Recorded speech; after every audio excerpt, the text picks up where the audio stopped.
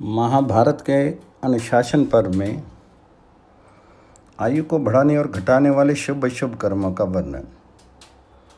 युधिष्ठिर ने पूछा, पिता में शास्त्रों में कहा गया कि मनुष्य की आयु 100 वर्ष की होती है। वह सैकड़ों प्रकार की शक्ति लेकर जन्म धारण करता है, किंतु देखता हूँ कितने ही मनुष्य बचपन में ही काल के गाल में चले जाते हैं। इनका क्या कारण है? किस उपाय से पुरुष अपनी पूरी आयु तक जीवित रहता है? क्या वजह है कि उसकी आयु कम हो जाती है? क्या करने से यश मिलता है और किस कर्म के अनुष्ठान से लक्ष्मी की प्राप्ति होती है?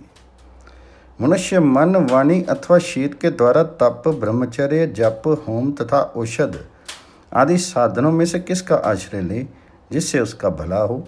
तब भीष्म जी ने कहा, युधिष्ठिर, तुम जो कुछ पूछते हो उसका उत्तर दे रहा हूँ, सुनो। सदाचार से ही मनुष्य को आयु, लक्ष्मी तथा इस लोक और परलोक में कीर्ति की प्राप्ति होती है। दुराचारी पुरुष, जिससे समस्त प्राणी डरते हैं और तिरस्कृत होते हैं, इस संसार में बड़ी आयु नहीं पाता है। अतः यदि मनुष्य अपना कल्याण करना चाहता हो तो उसे सदाचार का पालन करना चाहिए। कितना ही बड़ा पापी क्यों ना हो, सदाचार उसकी बुरी प्रवृत्तियों को दबा देता है। सदाचार धर्म का और सचित्रता पुरुषों का लक्षण है। साधु पुरुष जैसा बर्ताव करते हैं वही सदाचार का स्वरूप है। जो मनुष्य धर्म का आचरण करता और लोक कल्याण के कार्य में लगा रहता है, उसका दर्शन ना हुआ हो तो भी मनुष्य केवल नाम सुनकर उससे प्रेम करने लगते हैं।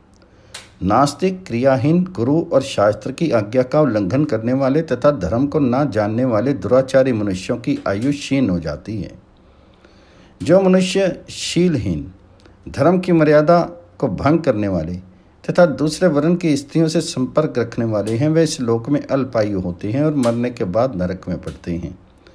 सब प्रकार के शुभ लक्षणों से हीन होने पर भी जो सदाचारी, श्रद्धालु और ईर्ष्या रहित होता है, वह 100 वर्षों तक जीवित रहता है। जो क्रोधहीन, सत्यवादी, प्राणियों की हिंसा न करने वाला, दोष दृष्टि से रहित और कपट शून्य है, उस पुरुष की आयु 100 वर्ष की होती है।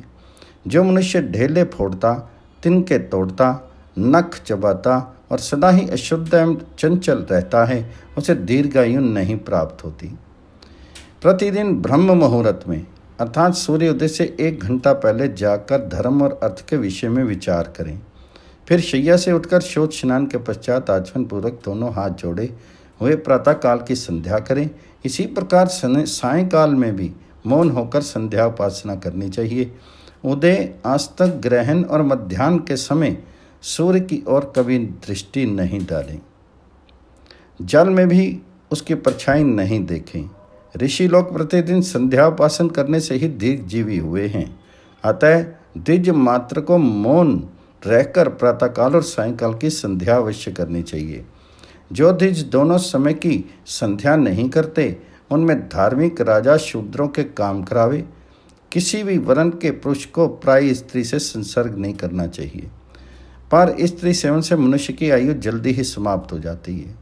इसके समान आयु नष्ट करने वाला संसार में दूसरा कोई कार्य नहीं है। स्त्रियों के शीर में जितने रोमकूप होते हैं, उतने ही 1000 वर्षों तक व्यभिचारी पुरुषों को नरक में रहना पड़ता है।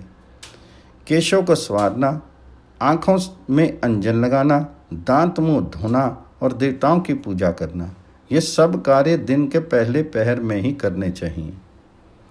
मलमूत्र की ओर नहीं देखें, उस पर कभी पैर नहीं रखें।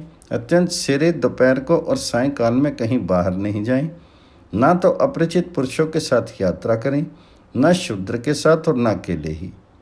ब्राह्मण, गाय, राजा, वृद्ध, गर्भिणी स्त्री, दुर्बल और बोझ लिए हुए मनुष्य यदि सामने से आते हों तो स्वयं किनारे हटकर उन्हें जाने का मार्ग देना चाहिए। मार्ग में चलते समय परिचित वृक्षों और सभी चौराहों को दाहिनी ओर छोड़ना चाहिए। प्रातःकाल, सायंकाल, मध्याह्न, रात और विशेषता आधी रात के समय कभी चौराहों पर न रहें। दूसरों के पहने हुए वस्त्र और जूते नहीं पहने। सदा ब्रह्मचर्य का पालन करें। पैर पर पैर नहीं रखें। दोनों ही पक्षों की अमावस्या, पौर्णमासी चतुर्दशी और अष्टमी तिथि को स्त्री संग नहीं करें। दूसरों की निंदा, बदनामी और चुगली नहीं करें। किसी के मर्म पर आघात नहीं करें। क्रूरता भरी बात नहीं बोलें। औरों को नीचा न दिखावें। जिसके कहने से दूसरों को उद्वेग होता हो वह रुखाई से भरी हुई बात पाप लोक में ले जाने वाली होती है। उसे कभी मुंह से नहीं निकालें। वचन रूपी बाण मुंह से निकलते हैं जिनकी चोट खाकर मनुष्य रात दिन शोक में पड़ा रहता है। अतः जिनसे दूसरे मनुष्य के मर्म पर आघात लगता हो, विद्वान पुरुष को ऐसे वचनों का प्रयोग नहीं करना चाहिए। बाणों से बिंधा हुआ और फरसे से काटा हुआ वन पुनः अंकुरित हो जाता है, किंतु दुर्वचन रूपी शस्त्र से किया हुआ भयंकर घाव कभी नहीं भरता। करनी, नालीक और नाराज ये यदि शीर में लग जाएं तो निकाले जा सकते हैं, किंतु वचन रूपी कांटे का निकाला जाना असंभव है। वह सदा हृदय में कसकता रहता है। हीन अंग अर्थात अंधे, काने आदि, अधिक अंग, छांगुर आदि, अपाड़, निंदित, कुरूप, धनहीन और असत्यवादी मनुष्यों की खिल्ली नहीं उड़ानी चाहिए। नास्तिकता, वेदों की निंदा, देवताओं के प्रति अनुचित आक्षेप, द्वेष, उद्दंडता और कठोरता, इन दोनों दुर्गुणों का त्याग कर देना चाहिए। क्रोध में आकर पुत्र या शिष्य के सिवा और किसी को डंडे मारना अथवा जमीन पर गिराना उचित नहीं है। हाँ, शिक्षा के लिए पुत्र और शिष्य को ताड़ना देना शस्त्र सम्मत है। ब्राह्मण की निंदा से दूर रहें। घर घर घूमकर नक्षत्र और तिथि ना बताया करें। इन सब नियमों का पालन करने से मनुष्य की आयु क्षीण नहीं होती। मलमूत्र त्यागने और रास्ता चलने के बाद तथा सिधाई और भोजन के पहले पैर धो लेने चाहिए। जिस पर किसी की दूषित दृष्टि ना पड़ी हो, जो जल से धोया गया हो और जिसकी ब्राह्मण प्रशंसा करते हों, यही 3 वस्तुएं देवताओं ने ब्राह्मणों के उपयोग में लाने योग्य और पवित्र बताई हैं। गृहस्थ पुरुष प्रतिदिन अग्निहोत्र करे, सन्यासियों को भिक्षा दे और मौन रहकर नित्य ही दंड धावन करें। सेरे सोकर उठने के बाद पहले माता पिता, आचार्य तथा अन्य गुरुजनों को प्रणाम करना चाहिए। इससे दीर्घायु प्राप्त होती है। सूर्योदय होने पर कभी नहीं सोएं। यदि किसी दिन ऐसा हो जाए तो प्रायश्चित करें। शास्त्रों में जिन काष्टों का दातन निषिद्ध माना गया है उसे काम में ना लें। शास्त्र विहित काष्ट का ही दंड धावन करें, किंतु पर्व के दिन उसे भी त्याग दें। सदा सावधान रहकर दिन में उत्तर की ओर मुँह करके ही मलमूत्र का त्याग करें। दंड धावन किए बिना देवताओं की पूजा नहीं करें और देव पूजा किए बिना गुरु, वृद्ध, धार्मिक तथा विद्वान पुरुष को छोड़कर दूसरे किसी के पास नहीं जाएं। बुद्धिमान मनुष्य मलिन दर्पण से मुंह नहीं देखे, गर्भिणी स्त्री के साथ संग नहीं करें और उत्तर और पश्चिम की ओर सिरहाना करके ना सोएं। केवल पूर्व तथा दक्षिण दिशा की ओर ही सिर करके सोना चाहिए। टूटी और ढीली खाट पर नहीं सोना चाहिए। अंधेरे में पड़ी हुई शैया पर भी सहसा शयन करना उचित नहीं है। उजाला करके उसे अच्छी तरह देख लेना चाहिए। इसी तरह पलंग पर कभी भी तिरछा होकर नहीं, सदा सीधे ही सोना चाहिए। नास्तिक मनुष्यों के साथ काम पड़ने पर भी ना जाएं। उनके साथ कोई प्रतिज्ञा भी नहीं करें। आसन को पैर से खींचकर नहीं बैठें। कभी भी नग्न होकर अथवा रात में ना नहाएं। स्नान के पश्चात अपने अंगों में तेल आदि की मालिश ना करावें। स्नान किए बिना चंदन नहीं लगावें।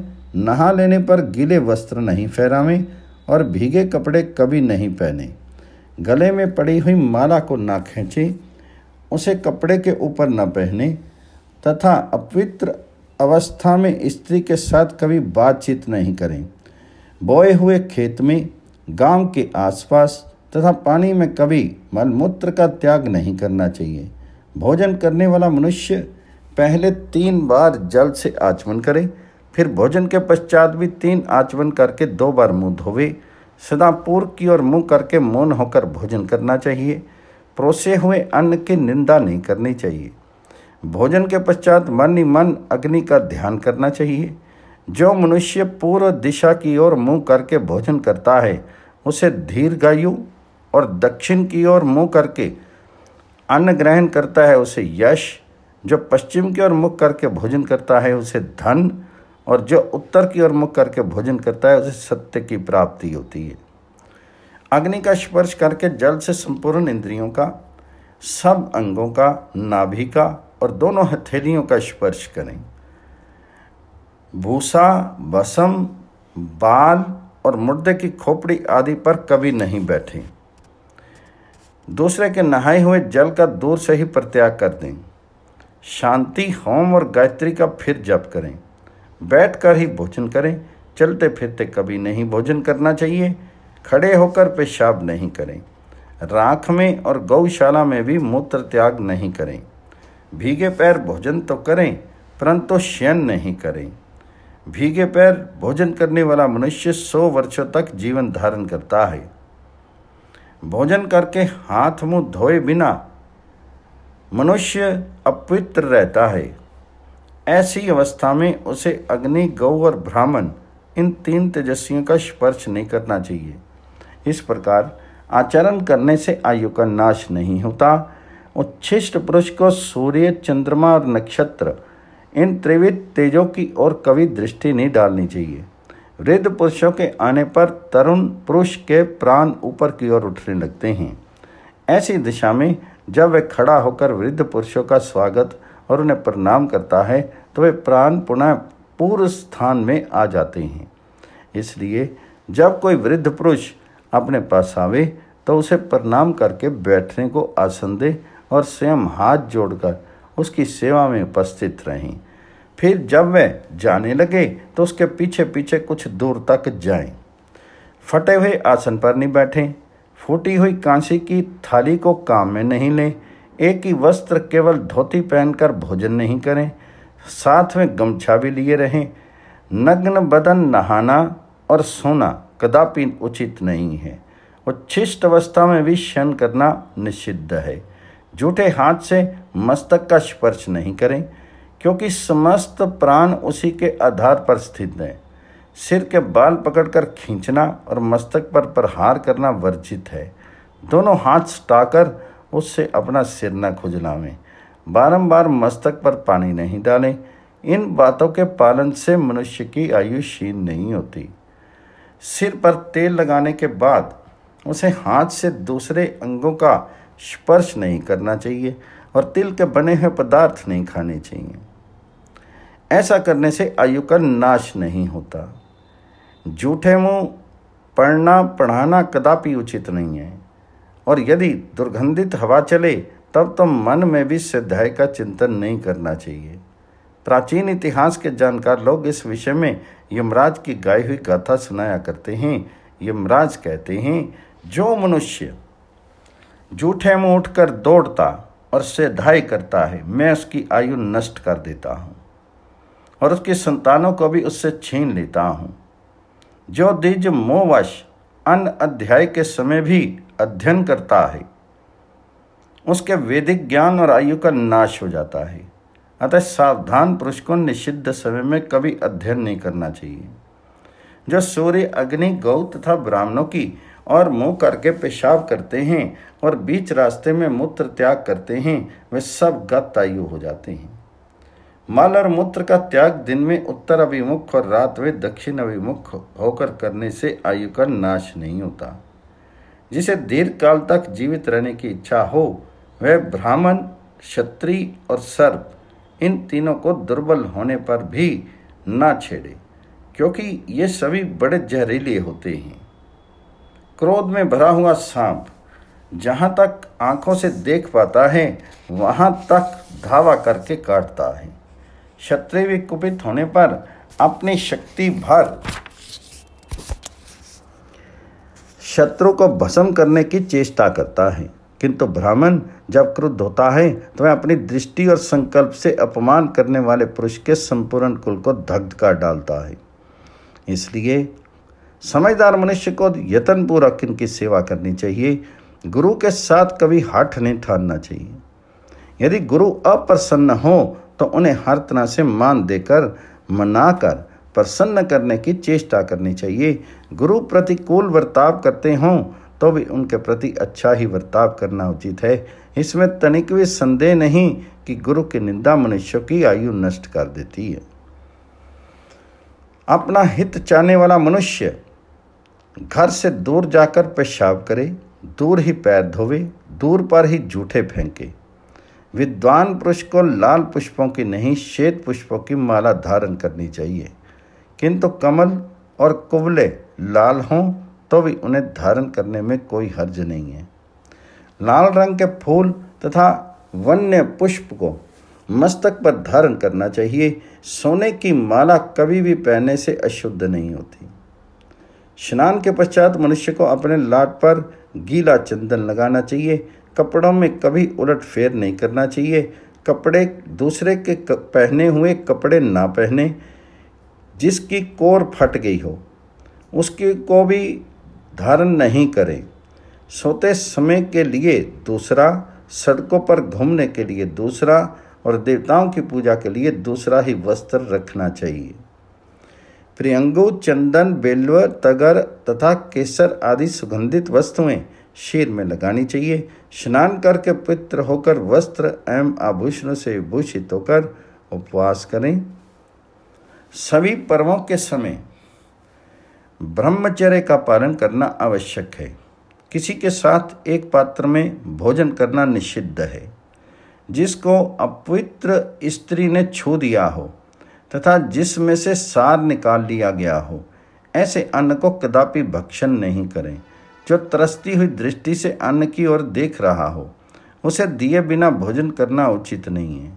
बुद्धिमान पुरुष को चाहिए कि किसी अपवित्र मनुष्य के निकट अथवा सत्पुरुष के सामने बैठकर भोजन नहीं करे। धर्मशास्त्र में जिनका निषेध किया गया है ऐसे अन्न को छिपा कर भी ना खाएं। अपना कल्याण चाहने वाले श्रेष्ठ पुरुष को पीपल, बड़ और गूलर के फल का तथा सन के साग का सेवन नहीं करना चाहिए। विद्वान मनुष्य हाथ में नमक लेकर ना चाटे। रात को दही और सत्तू ना खाए। सावधानी के साथ केवल सवेरे और शाम को ही भोजन करें। बीच में कुछ भी खाना उचित नहीं है। बालक के साथ एक थाली में भोजन करना निषिद्ध है। शत्रु के श्राद्ध में कभी अन्न ग्रहण नहीं करें। भोजन के समय मौन रहना और आसन पर बैठना उचित है। उसी समय एक वस्त्र धारण करना, खड़े रहना, भक्ष्य पदार्थ जमीन पर रखकर खाना और बोलते रहना निषिद्ध माना गया है। पहले अतिथि को अन्न और जल देकर पीछे स्वयं एकाग्रचित से भोजन करना चाहिए। एक पंक्ति में बैठने पर सबको समान भोजन करना उचित है। जो अपने सहजनों को ना देकर अकेला ही भोजन करता है उसका अन्न हलाहल विष के समान है। भोजन काल में ये अन्न पचेगा या नहीं, इस प्रकार की शंका नहीं करनी चाहिए तथा भोजन के अंत में दही नहीं मट्ठा पीना चाहिए। भोजन करने के बाद कुल्ला करके मुंह धो लें और एक हाथ से दाहिने पैर के अंगूठे पर पानी छोड़ दें। फिर जल से आँख, नाक और इंद्रियां और नाभि का स्पर्श करके दोनों हाथों की हथेलियों को भी धो डालें। धोने के पश्चात गीले हाथ लेकर ही ना बैठ जाएं। उन्हें कपड़ों से पोंछकर सुखा दें। अंगूठे का मूल स्थान ब्रह्म तीर्थ कहलाता है। अंगुलियों का अग्रभाग देव तीर्थ है और अंगुष्ठ और तर्जनी के मध्य का भाग पितृ तीर्थ माना गया है। श्राद्ध, तर्पण आदि पैतृक कर्म शास्त्र विधि के अनुसार सदा पितृ तीर्थ से ही करने चाहिए। अपनी भलाई चाहने वाले पुरुष को दूसरों की निंदा तथा अप्रिय वचन मुंह से नहीं निकालने चाहिए। किसी को क्रोध नहीं दिलाना चाहिए तथा पतित मनुष्यों के साथ वार्तालाप की इच्छा नहीं करनी चाहिए। पतितों के तो दर्शन और स्पर्श का भी परित्याग कर देना उचित है। ऐसा करने से मनुष्य की आयु बढ़ती है। कुमारी कन्या और कुलटा या वैश्या से संसर्ग नहीं करें। अपनी पत्नी के साथ ही दिन में तथा ऋतुकाल के अतिरिक्त समय में संग नहीं करें। इससे आयु की वृद्धि होती है। अपने अपने तीर्थ में आचमन करके कार्य आरंभ करें और उसके पूर्ण होने के पश्चात पुनः 3 बार आचमन करके 2 बार मुंह पोंछ लें। इससे मनुष्य शुद्ध हो जाता है।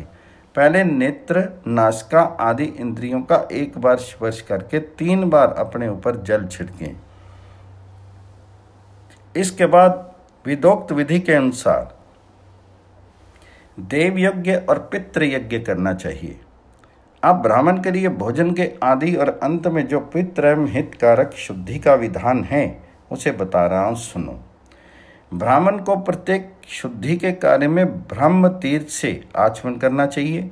थूकने और छींकने के बाद आचमन करने से ब्राह्मण पवित्र होता है। बूढ़े, कुटुंबी और दरिद्र मित्र को अपने घर पर आश्रय देना चाहिए। इससे धन और आयु की वृद्धि होती है। परेवा, तोता और मैना आदि पक्षियों का घर में रहना अभ्युदयकारी एवं मंगलमय है। ये तेल पाइक पक्षियों की भांति अमंगल करने वाले नहीं होते। और दीपक, घृद्र, कपोत, जंगली कबूतर तथा भ्रमर नामक पक्षी यदि कभी घर में आ जाए तो शांति करानी चाहिए, क्योंकि ये मंगलकारी होते हैं। महात्माओं की निंदा से भी मनुष्य का अकल्याण होता है। महात्मा पुरुषों के गुप्त कर्म कभी किसी पर भी प्रकट नहीं करने चाहिए। प्राय स्त्री के संसर्ग से सदा बचे रहना चाहिए। इससे दीर्घायु की प्राप्ति होती है। अपनी उन्नति चाहने वाले बुद्धिमान पुरुष को उचित है कि ब्राह्मण के द्वारा वास्तु पूजन पूर्वक आरंभ कराए और अच्छे कारीगर के द्वारा बनाए घर में निवास करे। सायंकाल में गोधूली के समय नींद लेना, पढ़ना और भोजन करना निषिद्ध माना गया है। इन सब बातों का पालन करने से मनुष्य दीर्घजीवी होता है। अपना कल्याण चाहने वालों के लिए रात में श्राद्ध करना, नहाना और सत्तू खाना मना है। भोजन के पश्चात केशों को संवारना अच्छा नहीं है। निषिद्ध पदार्थों के सिवा और जितने खाने पीने की वस्तुएं हैं उनका उचित मात्रा में सेवन करें। जल पात्र में रखा हुआ जल पिएं। रात्रि के समय खूब डटकर भोजन नहीं करें। पक्षियों की हिंसा से दूर रहें। उत्तम कुल में उत्पन्न और योग्य अवस्था को प्राप्त हुई सुलक्षणा कन्या के साथ विवाह करें। उसके गर्भ से संतान उत्पन्न करके वंश परंपरा की रक्षा करें और ज्ञान तथा कुल धर्म की शिक्षा पाने के लिए पुत्रों को विद्वान गुरु के आश्रय में भेज दें। कन्या उत्पन्न होने पर कुलीन एवं बुद्धिमान वर के साथ उसका ब्याह कर दें। पुत्र का विवाह भी उत्तम कुल की कन्या के साथ करें और भृत्य भी अच्छे कुल के मनुष्यों को ही बनावे। मस्तक पर से स्नान करके देव कार्य तथा पितृ कार्य करें। जिस नक्षत्र में अपना जन्म हुआ हो उसमें श्राद्ध करना वर्जित है। पूर्वा और उत्तर भाद्रपदा तथा कृतिका नक्षत्र में भी श्राद्ध का निषेध है। आश्लेषा, आद्रा, ज्येष्ठा और मूल आदि संपूर्ण दारू नक्षत्रों और प्रत्यरी अर्थात अपने जन्म नक्षत्र से वर्तमान दिन के नक्षत्र तक गिनने पर जितनी संख्या हो उसमें 9 को भाग कर दें। यदि 5 शेष रहे तो उस दिन के नक्षत्र को प्रत्यरी तारा समझें। प्रत्यरी तारा का भी परित्याग कर देना चाहिए। सारांश ये कि ज्योतिष शास्त्र के भीतर जिन जिन नक्षत्रों में श्राद्ध का निषेध किया गया है उन सब में देव कार्य और पितृ कार्य नहीं करने चाहिए। पूर्व या उत्तर की ओर मुंह करके हजामत बनवानी चाहिए। इससे आयु की वृद्धि होती है। निंदा करना अधर्म बताया गया है, इसलिए दूसरों की ओर अपनी भी निंदा नहीं करनी चाहिए। जो कन्या किसी अंग से हीन हो अथवा अधिक अंग वाली हो, जिसके गोत्र और प्रवर अपने ही समान हो तथा जो नाना के कुल में उत्पन्न हुई हो, उसके साथ विवाह नहीं करना चाहिए। जिसके कुल का पता नहीं हो जो नीच कुल में पैदा हुई हो, जिसके शरीर का रंग पीला हो तथा जो कुष्ठ रोग वाली हो, उसके साथ ही विवाह करना निषिद्ध है। जिसके कुल में किसी को मिर्गी, सफ़ेद कोढ़ तथा राज्य शम्मा की बीमारी हो, वह कन्या भी ब्याहने योग्य नहीं मानी गई है। जो सुलक्षणा, उत्तम आचरण वाली और देखने में सुंदर हो, उसी के साथ विवाह करना उचित है। अपने से श्रेष्ठ या समान कुल में विवाह करना चाहिए। अपने कल्याण की इच्छा रखने वाले पुरुष को नीच जाति वाले एवं पतित कन्या का पाणी ग्रहण कदापि नहीं करना चाहिए। अग्नि की स्थापना करके ब्राह्मणों द्वारा बताई हुई संपूर्ण वेद विहित क्रियाओं का यत्न पूर्वक अनुष्ठान करना चाहिए। स्त्रियों से ईर्ष्या रखना उचित नहीं है। प्रत्येक उपाय से अपने स्त्री की रक्षा करनी चाहिए। ईर्ष्या करने से आयु क्षीण होती है, इसलिए उसे त्याग देना ही उचित है। सवेरे सूर्योदय के समय और दिन में सोने से आयु का नाश होता है। अच्छे लोग रात में अपवित्र होकर नहीं सोते, पर स्त्री से व्यभिचार करना और हजामत बनवाकर बिना नहाए रहना भी आयु की हानि करने वाला है। अपवित्र अवस्था में वेद अभ्यास का यत्न पूर्वक त्याग करें। संध्या काल में स्नान, भोजन और अध्ययन वर्जित है। उस समय शुद्ध चित्त होकर ध्यान करने के सिवा और कोई काम नहीं करें।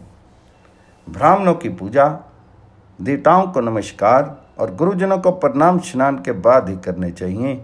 बिना बुलाए कहीं भी जाना उचित नहीं होता, किंतु यज्ञ देखने के लिए बिना निमंत्रण के भी जाने से कोई हर्ज नहीं है।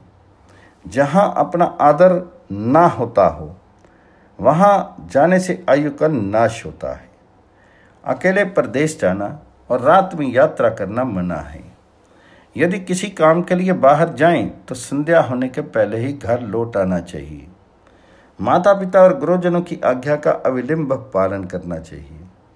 उनकी आज्ञा हितकर है या अहितकर है, इसका विचार नहीं करना चाहिए। युधिष्ठिर, क्षत्रिय को वेद और धनुर्वेद के अभ्यास का यत्न करना चाहिए तथा हाथी घोड़े की सवारी और रथ हाँकने की कला में निपुणता प्राप्त करनी चाहिए। राजन, तुम सदा उद्योगी बने रहो, क्योंकि उद्योगी मनुष्य ही सुखी और उन्नतिशील होता है। शत्रु, भृत्य और सज्जन भी उसका पराभव नहीं कर सकते। जो राजा सदा प्रजा की रक्षा में संलग्न रहता है, उसे कभी हानि नहीं उठानी पड़ती। तुम तर्कशास्त्र और शब्द शास्त्र अर्थात व्याकरण का अध्ययन करो। संगीत और समस्त कलाओं का ज्ञान प्राप्त करो। तुम्हें प्रतिदिन पुराण, इतिहास, उपाख्यान तथा महात्माओं के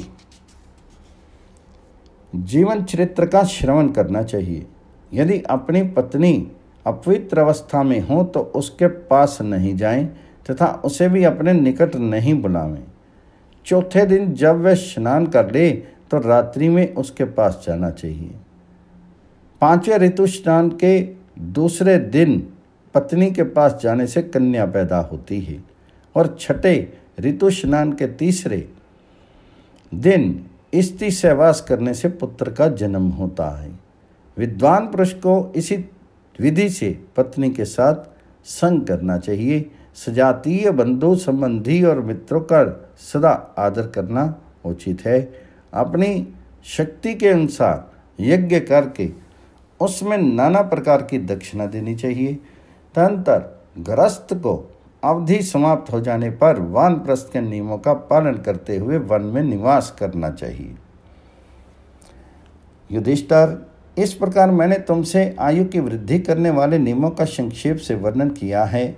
जो नियम बाकी रह गए हैं उन्हें तुम वेद के विद्वान ब्राह्मणों से पूछकर जान लेना। सदाचार ही कल्याण का जनक और कीर्ति को बढ़ाने वाला है। उसी से आयु की वृद्धि होती है, वही बुरे लक्षणों का नाश करता है। संपूर्ण आगमों में सदाचार ही श्रेष्ठ बताया गया है। सदाचार से धर्म उत्पन्न होता है और धर्म के प्रभाव से आयु की वृद्धि होती है। पूर्व काल में ब्रह्मा जी ने सब वर्ण के लोगों पर दया करके ये उपदेश दिया था,